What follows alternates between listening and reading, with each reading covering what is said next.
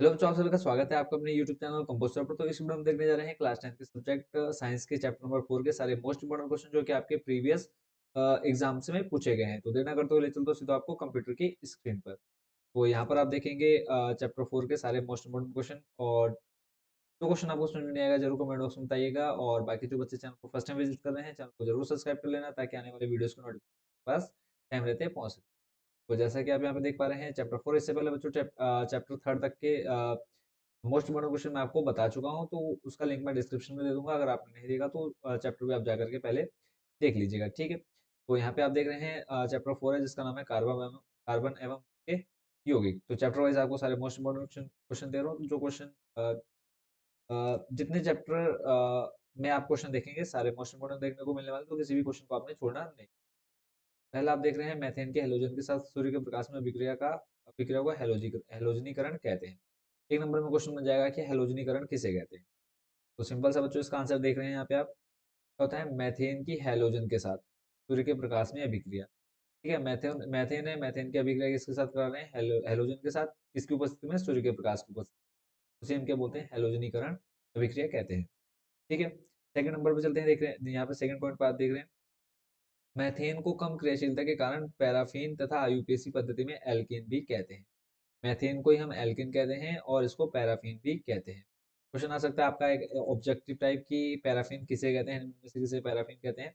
तो तीन चार ऑप्शन दे सकते हैं वहाँ पे, तो इसको आपने याद रखना है। फिर अगला, किसी संतृप्त हाइड्रोकार्बन से एक हाइड्रोजन परमाणु कम करने से प्राप्त समूह को एल्किल समूह कहते हैं।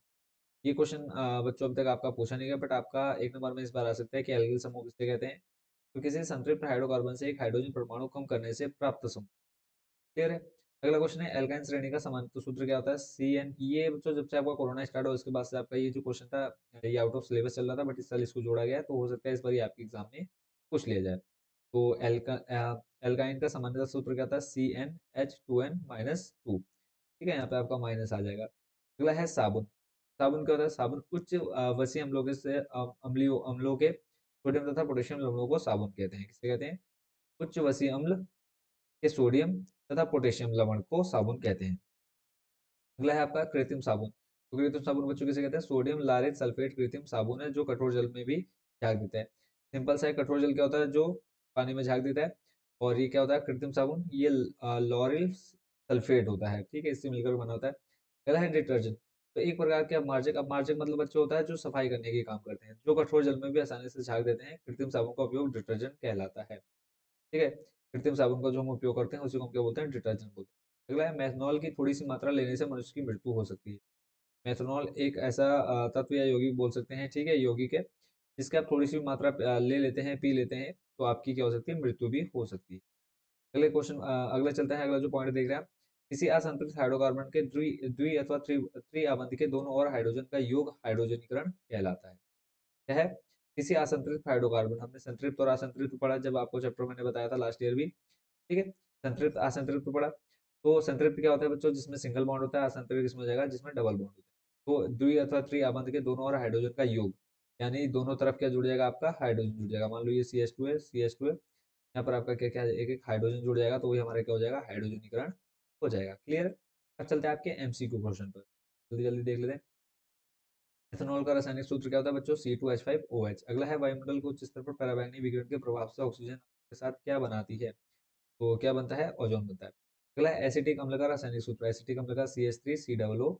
ठीक है बच्चों, आई होप बच्चों आपको इतना समझ में आ रहा होगा। उससे पहले हम एक बार चेक कर लेते हैं कि ठीक से रिकॉर्डिंग हो रही है या नहीं हो रही, क्योंकि इससे पहले बच्चों क्या एक दिक्कत आ गई थी कि मैथ्स की रिकॉर्डिंग कर रहा था, तो उसमें रिकॉर्डिंग तो हो गई बट जो स्क्रीन रिकॉर्डिंग आप देख रहे हैं ये नहीं हो रही थी। ठीक है, तो इस वजह से काफी प्रॉब्लम देखने को मिल गई थी मेरे को पहले। तो अब वो प्रॉब्लम ना हो इसलिए कंफर्म कर लेता हूँ एक बार कि ठीक से रिकॉर्डिंग हो रही है या नहीं हो रही। ठीक है, तो अभी फिलहाल ठीक है, आई होप कि अब ज़्यादा प्रॉब्लम नहीं होगी। तो जैसे कि आप यहाँ देख पा रहे हैं, टिक मार्क हम देख रहे थे, तो हमने लगभग दूसरा देख लिया था, तीसरा था आपका, सॉरी नौवा नंबर, नौवा हो गया था, सॉरी देख लेते हैं स्टार्टिंग से।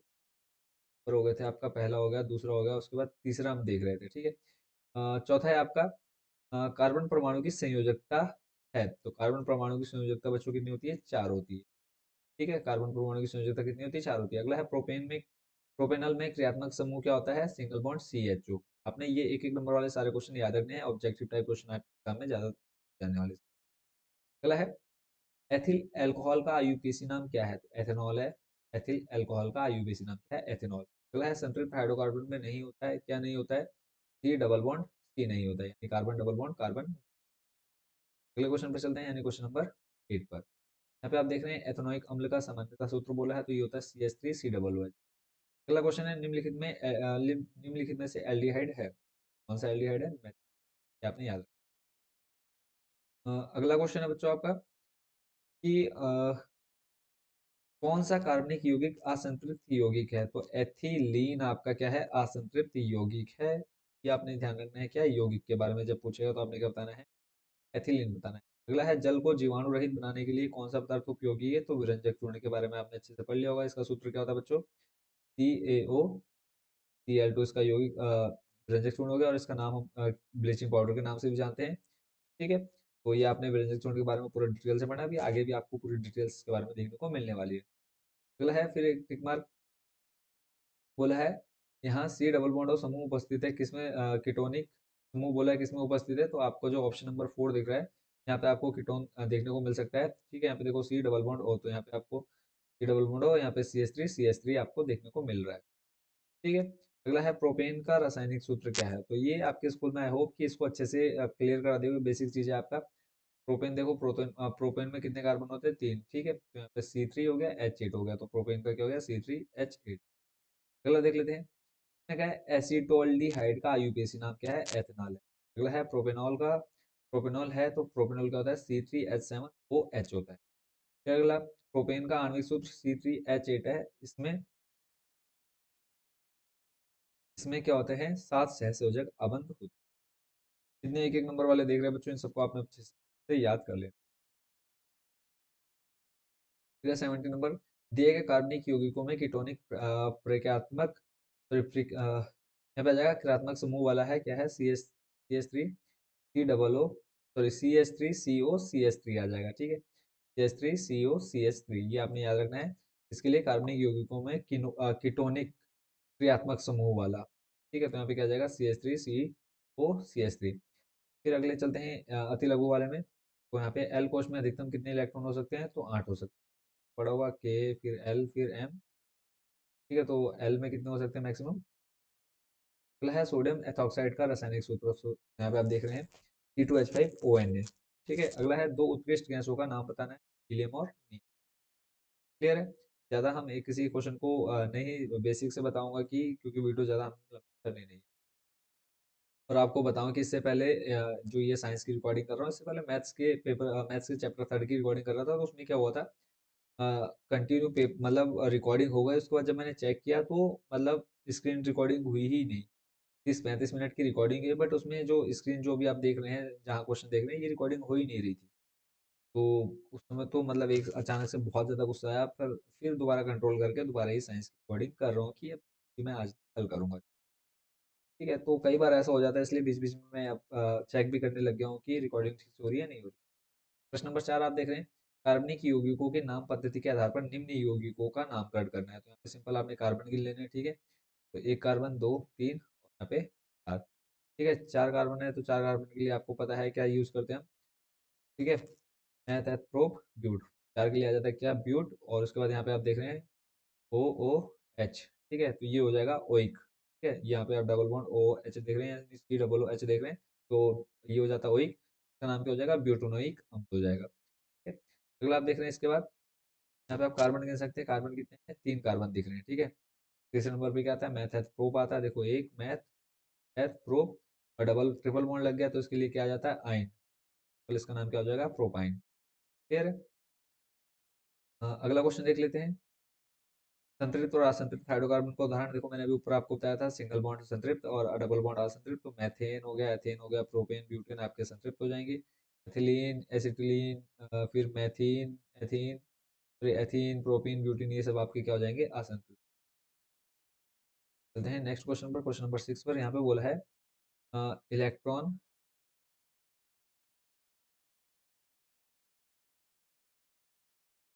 बोला है क्वेश्चन तो आपको इलेक्ट्रॉन के स्थानांतरण द्वारा MgO का निर्माण दर्शाना है। यहाँ पे आप ये इसका निर्माण देख सकते हैं, बट ये ज़्यादा इंपॉर्टेंट नहीं है, छोड़ भी सकते हैं। अगला है एथेनोइक अम्ल के दो उपयोग लिखने हैं, तो कृत्रिम सिक्का बनाने में, ठीक है। दूसरा है प्रयोगशाला में अभिकर्मक के रूप में इसका उपयोग किया जाता है। मोस्ट इंपोर्टेंट क्वेश्चन है उसके बाद 1 नंबर का जो क्वेश्चन आप देख रहे हैं, हीरो और ग्रेफाइट के सॉरी बोल रहा हूँ, कार्बन के दो अपरूप लिखने हैं, तो कार्बन के अपरूप हीरा तथा ग्रेफाइट होते हैं, आपने अच्छे से याद कर लेने हैं। इसके अलावा कज्जल भी होता है, तो आप तीसरा ऑप्शन के रूप में कज्जल को भी याद कर सकते हैं, आपको देखने को मिलता है, ठीक है। अगला देख लेते हैं, सिर के में उपस्थित कार्बनिक अम्ल का नाम व रासायनिक सूत्र लिखना है, तो जो कार्बनिक अम्ल पाया जाता है उसका नाम है एसिटिक अम्ल, और सूत्र होता है CH3COOH। एसिटिक अम्ल का सूत्र याद कर लो, CH3COOH। अगले क्वेश्चन को देख लेते हैं, उसने कहा मैग्नीशियम के लिए इलेक्ट्रॉन बिंदु संरचना बनानी है, इसलिए मैग्नीशियम के लिए अब आपको ये पता होना चाहिए जो Mg होता है उसका परमाणु कितना होता है, ठीक है। तो आपको पता होगा परमाणु संख्या कितनी होती है इसकी, 12 होती है, ठीक है। सोडियम के जस्ट बाद आता है, तो सोडियम, फिर उसके बाद मैग्नीशियम, मैग्नीशियम 12, तो पहले वाले में आपको पता होना चाहिए कितने इलेक्ट्रॉन मिल जाते हैं, दो, देखो एक, दो, उसके बाद फिर आपके आ जाते हैं कितने, 8, एक देखो, 1 2 3 4 5 6 7 8, 8 और 2 कितने हो गए, 8 + 2 10, कितने बचे, 12 में से अगर 10 जाएंगे तो 2 बचे, तो 2 आ जाएंगे अगले वाले कोष्ट में। ये हो गया किसकी, Mg की इलेक्ट्रॉन तो संरचना। अगला है, आप देख रहे हैं यहाँ पे इनका नामकरण करना है, तो नामकरण में तो गिन लो, 1 2 3, 3 कार्बन है, 3 कार्बन के लिए क्या जाता है मैथ ग्रुप ग्रुप, और उसके बाद OH ग्रुप जुड़ गया तो क्या बन जाएगा, ये प्रोपेनॉल बन जाएगा, ठीक है। अगला देखेंगे, एथ 2 कार्बन है, तो 2 कार्बन के लिए क्या आ जाएगा एथ, और उसके बाद आपको क्या दिख रहा है, COOH दिख रहा है, तो ये बन जाएगा आपका ओइक, ठीक है। तो ये इसका नाम क्या हो जाएगा, एथनोइक अम्ल। अगला क्वेश्चन देख लेते हैं, यहाँ पे बोला है इनका भी नामकरण करना है, तो सिंपल आप यहाँ पे देख सकते हैं, 1 कार्बन 2 कार्बन, 2 कार्बन है और OH जुड़ गया, ठीक है।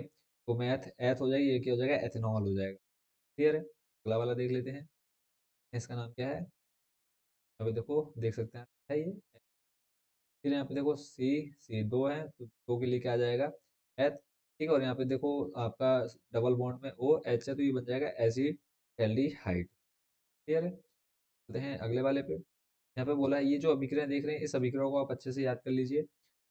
अ, अभिक्रिया कि क्या होता है जब एथेनोइक अम्ल निम्न से अभिक्रिया करता है, यानी जब एथेनोइक अम्ल एथेनॉल क्या करेगा, क्या बनता है।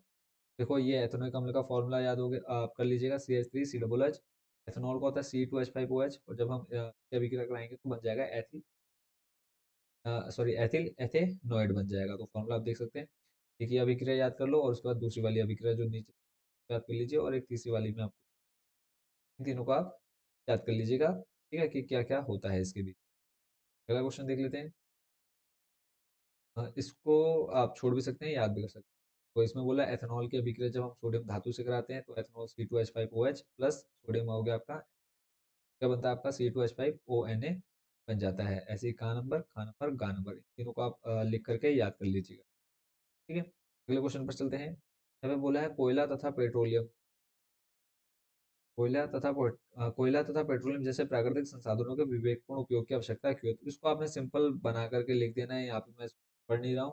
तो कोयला और पेट्रोल का हमें सोच समझ कर इस्तेमाल क्यों करना चाहिए, क्योंकि अगर हम इसको ज़्यादा इस्तेमाल करेंगे तो ये बहुत जल्दी खत्म हो जाएंगे, फिर जो आने वाली हमारी पीढ़ी है उसके लिए कुछ भी बचेगा नहीं, इसलिए हमें इसको सोच समझ करके प्रयोग करना चाहिए। अगला क्वेश्चन है, साबुन और अपमार्जक में क्या अंतर है, तो यहाँ पे आप पूरा जो आप अंतर देख रहे हैं, इस पूरे अंतर को आप यहाँ पे पढ़ लीजिएगा, ठीक है। आप यहाँ पर थोड़ी सी वीडियो को आप रोक लीजिएगा, और हो सके तो यहीं से आप इसको नोट करके याद कर लीजिएगा। अगला है बेंजीन तथा पेंटेन का संरचनात्मक सूत्र लिखना। बेंजीन का देख सकते हैं आप, ठीक है, एक चेन बन जाएगी आपकी इस तरह से, ठीक है। तो यहाँ पे सिंपल आपका क्या आ जाएगा, double bond double bond double bond, यहाँ पे आ जाएगा C, बीच में ही आपका ये रिंग नहीं होती है, ठीक है। जब आप इसकी संरचनात्मक बनाते हो तो बीच में आपकी क्या जाती है, रिंग नहीं है, ये आप संरचना देख पा रहे होंगे, ठीक है। ये तो हुई किसकी, बेंजीन की। उसके बाद फिर हम देख लेते हैं पेंटेन की। पेंटेन में आपके पास कार्बन कितने होते हैं, 5, 5 कार्बन देखो, 1 2 3 4 5, उसके बाद सिंगल बॉन्ड हमने पूरी तरह से इसके 4 बॉन्ड कंप्लीट कर दिए, बॉन्डिंग कंप्लीट करी तो आपकी संरचना बन जाएगी इसकी मैथ। अगला क्वेश्चन है, मार्जक पर संक्षिप्त टिप्पणी लिखनी है। मार्जक मैंने आपको बताया था जो भी हमारे साफ सफाई के काम आते हैं मार्जक कहलाते हैं। मैं सब सिंपल क्या करना है, आपने ये मार्जक की पूरी डेफिनेशन पढ़ लेनी है, ठीक है। थोड़ा सा इसको मैं आपको दिखा देता हूँ, तो ये पूरा नहीं पढ़ रहा हूँ, यहाँ से स्टार्टिंग, ये मार्जक यहाँ से स्टार्ट है, तो लेकर के आप ये पूरा इसको वीडियो को रोक करके पढ़ लीजिएगा, ठीक है। उसके बाद चलते हैं नेक्स्ट क्वेश्चन पर। निम्न यौगिक का नामकरण करना है। नामकरण करना है, आप देखो CH3 सिंगल बॉन्ड CH, फिर डबल बॉन्ड CH2, तो डबल बॉन्ड है और 3 कार्बन है, मैथ है प्रोप, ये हो जाएगा क्या, प्रोपीन हो जाएगा। ठीक है, उसके बाद इन तीनों आप यहाँ से इनका जो संरचना देख रहे हैं आप इस संरचना देख लीजिए और इनका फिर एक ही बार में मैं, वो पहला हो गया आपका प्रोपीन, दूसरा हो जाएगा आपका एथेनोइक अम्ल, तीसरा हो जाएगा आपका एथेनॉल। ठीक है, वीडियो को थोड़ा सा पीछे आप पहले वो डायग्राम बना लीजिएगा, ठीक है, संरचना बना लीजिए, उसके बाद उनके नाम लिख लीजिए। अगला है आपका CH3Cl की इलेक्ट्रॉन बिंदु संरचना बना। ठीक है, पहले नंबर में फिर आपका खाना नंबर दे रखा है NaCl, इसमें NaCl की इलेक्ट्रॉन बिंदु Cl4 की इलेक्ट्रॉन बिंदु। तो सिंपल है, यहाँ से आप क्वेश्चन देख लीजिए और यहाँ से इनकी संरचना आप देख सकते हैं। ठीक है, तो ये हो गया का नंबर कंप्लीट, ये नीचे खा, और ये आपका दूसरा जो CCl4 है उसकी संरचना आप ये देख पा रहे होंगे। क्लियर है, चलते हैं नेक्स्ट क्वेश्चन पर। इसमें क्या है, ब्यूटेन के लिए आप कितने संरचनात्मक समावयवों का चित्रण कर सकते हैं। यहाँ पे आप दो समावयवों का देख रहे हैं, तो एक है नॉर्मल ब्यूटेन हो गया और एक हो गया आपका आइसोब्यूटेन। नॉर्मल ब्यूटेन आपका कैसे होता है, सिंपल देख सकते हैं, 4 कार्बन होंगे, 1 2 3 4, हाइड्रोजन जो इनकी बॉन्डिंग है वो कंप्लीट कर दी। पर आइसोब्यूटेन आप इसकी संरचना यहाँ पे देख पा रहे होंगे, तो सिंपल आपने इसको बना लेना और याद कर लेना। अगला है एथेनॉल के दो रासायनिक गुण लिखने हैं। फिर पहला जो इसमें देख रहे हैं दो भौतिक गुण, एथेनॉल के भौतिक गुण, फिर एथेनॉल के दो रासायनिक गुण और दो उपयोग। एथेनॉल के बारे में आपने पूरा पढ़ के जाना है एग्जाम में, तो यहाँ हम देख लेते हैं दो भौतिक गुण, रासायनिक गुण और उपयोग। भौतिक गुण क्या है, एथेनॉल उदासीन पदार्थ है, फिर ये रंगहीन द्रव है, इसमें मीठी गंध आती है, इसका स्वाद तीव्र जलाने वाला होता है। रासायनिक गुण बच्चों आप यहाँ से वीडियो को रोक करके पढ़ सकते हैं, नोट कर लीजिएगा। और उसके उपयोग क्या होता है, कृत्रिम सिरका बनाने में और प्रयोगशाला में अभिकर्मक के रूप में। इससे पहले भी एक जगह शायद सिक्का मैंने बोल दिया था, वहाँ पे भी आप उसको सही कर लीजिएगा, सिरका आएगा वहाँ पे। ठीक है, अगला क्वेश्चन है बेंजीन तथा साइक्लोहेक्सेन का सूत्र लिखना है, संरचना बनाना है। तो इसका जो सूत्र होता है बेंजीन का C6H6 होता है, यहाँ पे ठीक शायद दिख नहीं रहा होगा, तो क्या होता है C6H6 किसका, बेंजीन का। इसकी संरचना आप अभी थोड़ी देर पहले भी देख चुके हैं। उसके बाद आ जाता है साइक्लोहेक्सेन। साइक्लोहेक्सेन का क्या होता है, C6H12 होता है। ठीक है, और संरचना नीचे आप देख ही रहे हैं इसकी। चलते हैं नेक्स्ट क्वेश्चन। अगला क्वेश्चन देख रहे हैं, क्वेश्चन नंबर 13। तो आप छोड़ दीजिए क्वेश्चन नंबर 13 को, इंपॉर्टेंट नहीं है। चलते हैं नेक्स्ट क्वेश्चन पर। क्वेश्चन नंबर 14 बच्चों, इस टाइप का क्वेश्चन आपके एग्जाम में कई बार पूछा जा चुका है। बोला इलेक्ट्रॉनिक विन्यास लिखना। आपको ये पता होना चाहिए, जो पहली कक्षा उसमें 2 इलेक्ट्रॉन, फिर आठ आते हैं। ठीक है, तो यहाँ पे आप देख रहे हैं एल्यूमिनियम का कितना होता है, 13। तो एल्यूमिनियम का 13, पहले में हमने 2 भर दिए, फिर दूसरे में 8, 8 और 2 कितने हो गए, 10, बचे कितने, 3, तो 3 आ जाएंगे, 2 8 3 हो जाएगा। ऐसे मैग्नीशियम का 12 होता है, पहले में 2 फिर 8, 8 और 2 10 और 2 12। ठीक है, इस तरह से अगर आपके एग्जाम में कुछ भी आता है तो आप इजिली भर सकते हैं। अगला है प्रोपेन और एथिल अल्कोहल की संरचना, छोड़ दीजिए इसको। अगला देख लेते हैं, इसको जरूर आप कर लीजिए, ये इस बार आपके एग्जाम में लगभग 80-90% आएगा ही आएगा। इलेक्ट्रॉन बिंदु संरचना बनानी है NH3 की, तो यहाँ पे आप N देख रहे हैं और उसके बाद 3 आप उसके क्या देख रहे हैं, H देख रहे हैं। दूसरा आपका H2S, H2 है यानी H के मान 2 और S आपका आ जाएगा सेंटर में, तो ये बन जाएगा आपका H2S। ठीक है, अगला देख लेते हैं क्वेश्चन। आप कठोर तथा मृदु जल की पहचान कैसे करेंगे, छोड़ दो। उसके बाद है ओजोन परत के अपक्षय के लिए कौन सा रसायन, तो क्लोरोफ्लोरोकार्बन, ये आपने याद रखना है। क्लोरोफ्लोरोकार्बन मुख्य रसायन जो है उत्तरदायी है किसके लिए, ओजोन परत के अपक्षय के लिए। अगला है इसको आप 90 नंबर को छोड़ दो, चलिए इस पर 30 वाला भी नहीं देखना है। उसके बाद 21 नंबर ये हम ऑलरेडी कर चुके हैं। ठीक है, एक बार 21 वाला आप क्वेश्चन पढ़ लो, कार्बनिक यौगिकों के नाम के आधार पर निम्न यौगिक का नामकरण कीजिए। तो 3 कार्बन है, तो 3 कार्बन के लिए क्या आ जाएगा, प्रोपेन, और इसके बाद डबल बॉन्ड दिख रहा है, तो और उसके बाद यहाँ पे बीच में आपका डबल बॉन्ड O है, तो ये बन जाएगा प्रोपेन, प्रोपेनॉन। ठीक है, उसके बाद दूसरा बन जाएगा आपका प्रोपेनल। अगला है क्वेश्चन आपका, इस टाइप के क्वेश्चन कई बार आपके एग्जाम में पूछे जा चुके हैं। बोला एक तत्व का इलेक्ट्रॉन 2 8 4 है, 2 8 4 मतलब क्या हो गया, 8 और 2 10, 10 4 14। ठीक है, इस तत्व की परमाणु संख्या क्या है, तो परमाणु संख्या सिंपल क्या हो जाएगी, 14, यानी छोड़ देना है तो परमाणु संख्या। फिर बोला इस तत्व का प्रतीक, तो 14 पे बच्चों क्या आता है, सिलिकॉन आता है। जैसे आपका ये 2 नंबर का क्वेश्चन कंप्लीट हो जाए। उसके बाद आप देख रहे हैं अगला क्वेश्चन, तो आप छोड़ दो। अगला है एस्टरीकरण क्या है, रासायनिक से समझाइए। एस्टरीकरण क्या है बच्चों, एसिटिक अम्ल सांद्र सल्फ्यूरिक अम्ल की उपस्थिति में जब अल्कोहल से क्रिया करता है। कौन, एसिटिक अम्ल। एसिटिक अम्ल का सूत्र मैंने स्टार्टिंग में बोला था, याद कर लो। सल्फ्यूरिक अम्ल का क्या होता है बच्चों, H2SO4 होता है।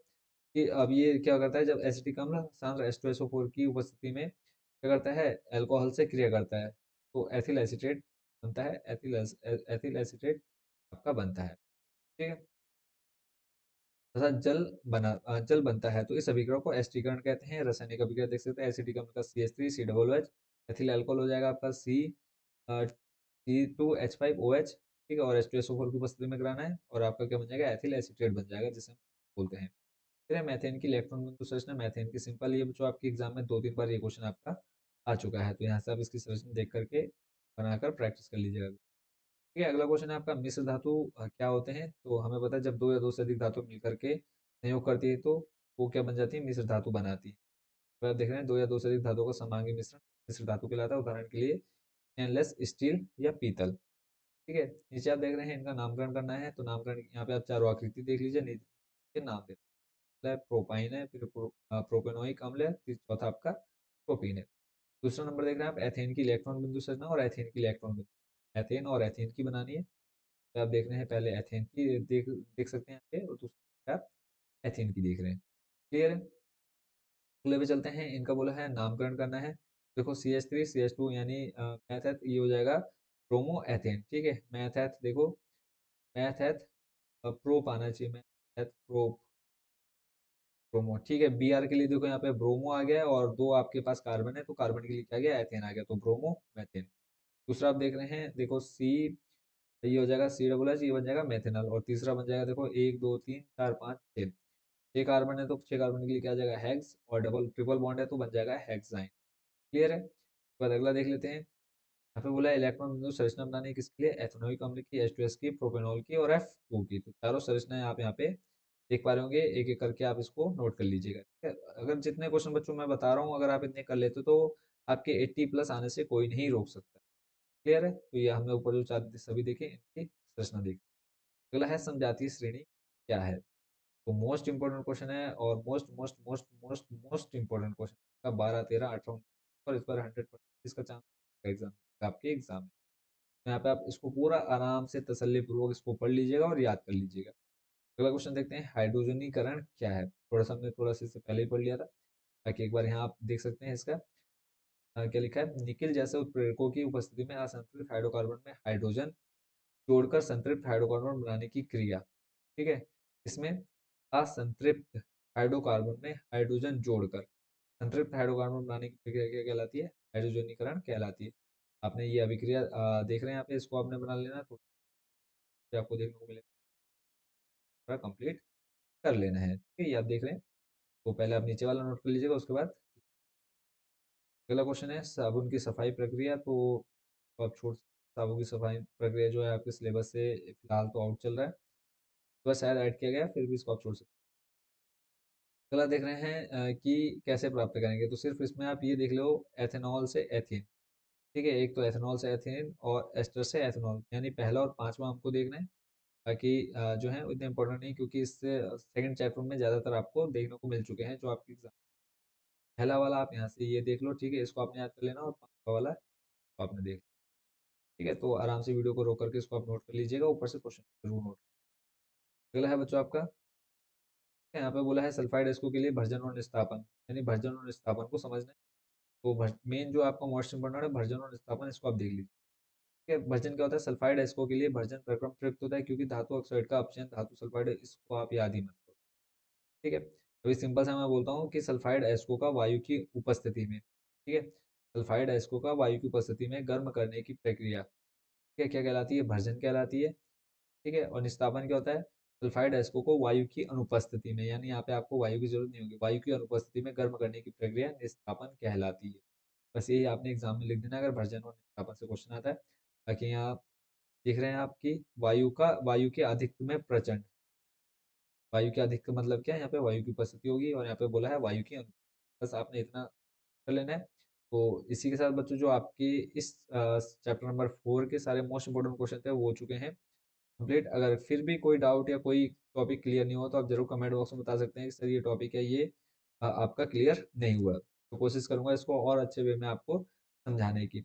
बाकी जो बच्चे चैनल को फर्स्ट टाइम विजिट कर रहे हैं, चैनल को जरूर सब्सक्राइब कर लीजिएगा। बाकी जो इससे पहले 3 चैप्टर कंप्लीट हो चुके हैं उसका लिंक भी मैं आपको डिस्क्रिप्शन में दे दूंगा, ताकि कोई भी चैप्टर आपका छूटे नहीं। आप बहुत अच्छे से प्रिपरेशन कर लीजिए, क्योंकि इस बार आपकी जो मार्किंग होगी बहुत अच्छे से होने वाली है, हार्ड मार्किंग होगी।